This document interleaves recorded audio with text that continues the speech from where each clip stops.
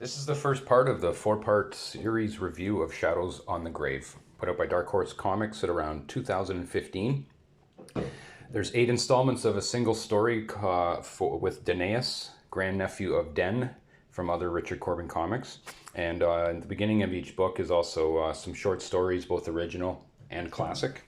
I'm going to just do a two-parter review of the first 4 issues, last 4 issues, and the third part review of Shadows will be the short stories. So I'll get into it. We're going to start at the opening scene of Denaeus, Dreams and Portents. Set in ancient Greece period. They do reference Zeus, Hera, all of that. So this is on Earth apparently, which is odd. Somehow Earth, I guess, got melded in with Mumuvum, which I thought was Den's planet. So that's a little bit of Corben lore mystery that I'll have to figure out and fill in later on. Opens up a prophet and her servant. She takes a potion, and the potion begins to work, and she has a vision. And it's a murky threat. She can't quite make out the threat. Uses her seeing eyeglass to get a better look, but it's still vague. But under this spell that she's under, she uses it to find out the identity of the victim. And we'll find out who the victim is. We now turn to the main character, Denaeus, living with his mother and father and little sister. And he's going into town because there's a big celebration for the king. And Denaeus wants to do well in case he'll get rewarded with money and a position in the Noxia Elite Guard. And it's mentioned that he's got another servant girl on the farm called Lustia. And the mother's warning him, but he says that he doesn't like boyish girls. She's too young and foolish for me.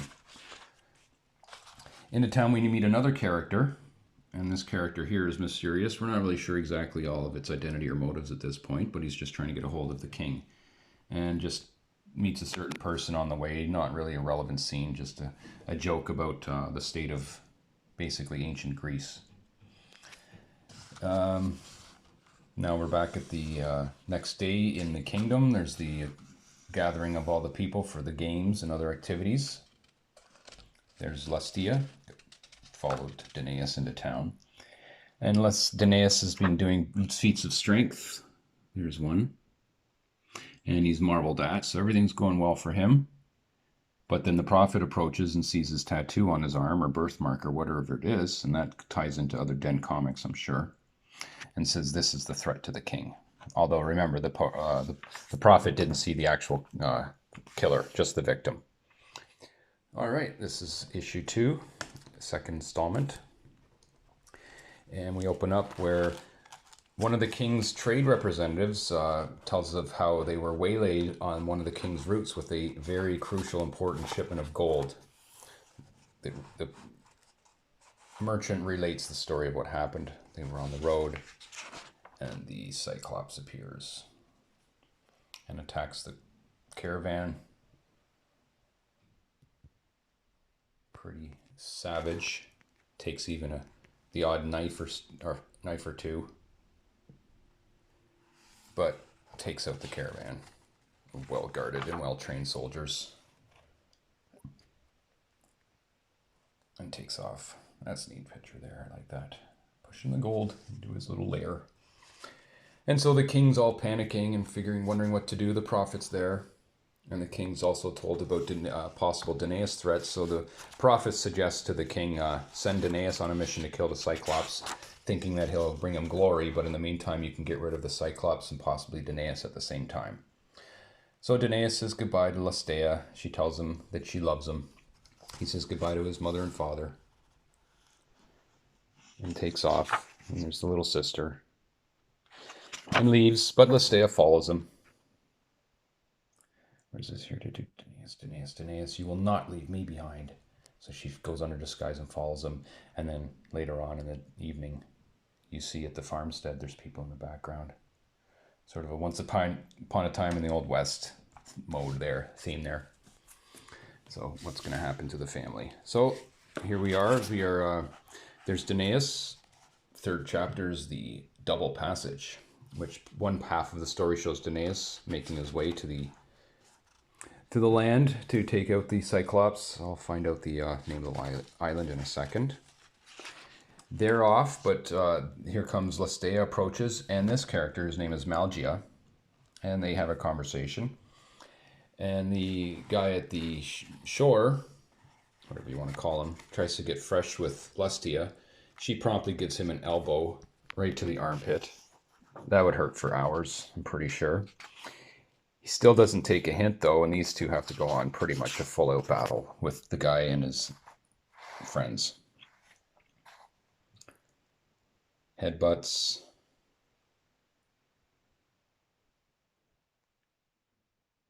This one's taking care of someone. Oh, flip around, whacks his own buddy in the head, and then gets taken care of. So it makes you wonder if from Children of Fire there's a similar scene with this strong warrior woman, whether she's also a descendant of, is her name Mal? From that storyline. So could be linked. It wouldn't surprise me. Wouldn't surprise me if this character turns out also to be one of the ones related to the bigger Den universe. So these two strong arm the guy to get him to convince him to take him in their boat to follow Denaeus. But they're too late to the storm approaches, and they're trying to get through the storm. The captain has other ideas and tries to knock them out right then. But Malgia's got more power than we know, and she's always, in the front of this whole, peril, looming death, and doesn't really care. She's hang on, worst of the storm. She curses Poseidon.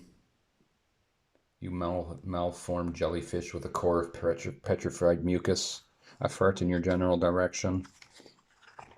And lightning bolt. The next morning, those two have survived. The captain or the other guy in the ship and their men have left. And there they are. They're in Agronia, which is where Denaeus went, where the Cyclops was, or is. And they're just following them. Here's Denaeus in Agronia. They set up camp.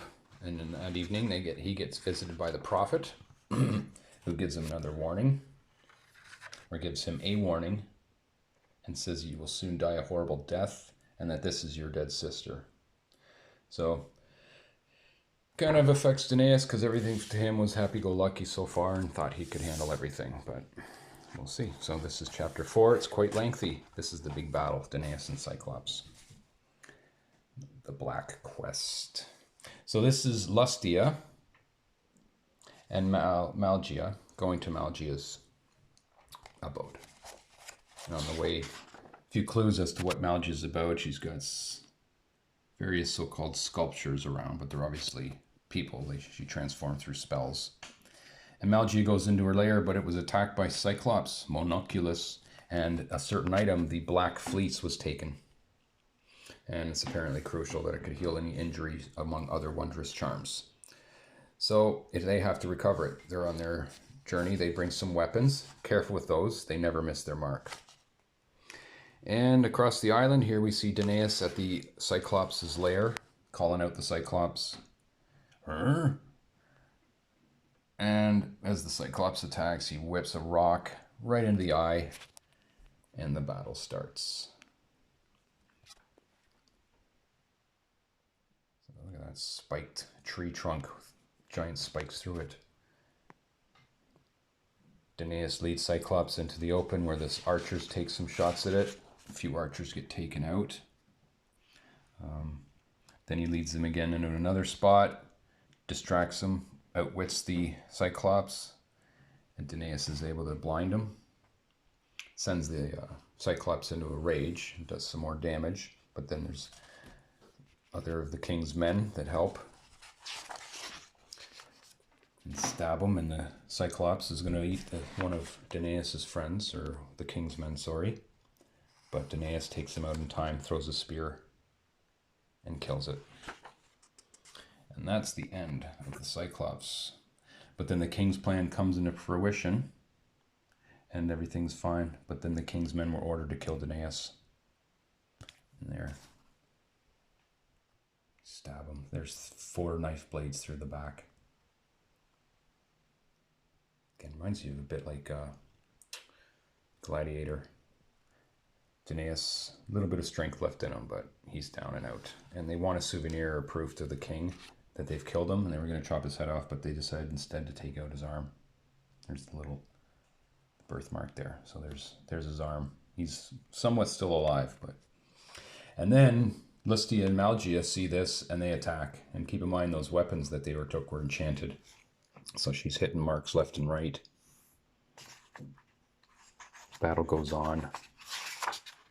And they end up taking down Listia after she took out five guys, but then she was taken down. Left for dead. They were going to decapitate her out of anger, but they decide not to.